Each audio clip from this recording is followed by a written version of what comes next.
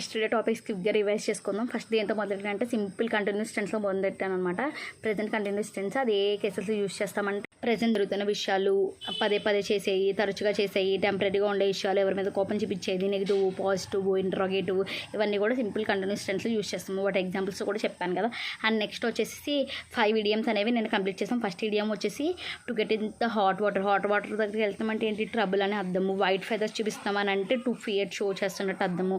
ఇంకొకటి to break the leg అని అంటే పక్కన వాళ్ళని గుడ్ లక్గా మనము వాళ్ళని ప్రోత్సహించడం అని. అండ్ నెక్స్ట్ వచ్చేసి between the devil and the blue sea అని అంటే కనుక మనం డైలమాలో ఉన్నట్టు.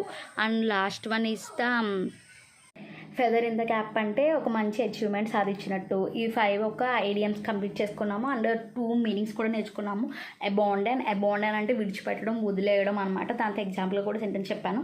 దాని తర్వాత అబాయిడ్ బై అనేది ఒక ఫ్రేజ్ అని చెప్పాను. అబాయిడ్ బై అంటే ఏంటంటే యూ షుడ్ ఒబే, ఖచ్చితంగా అంగీకరించాల్సిందే అనే విషయాల్లో అబాయిడ్ బై అని యూజ్ చేస్తాను అనమాట. These are the yesterday topics.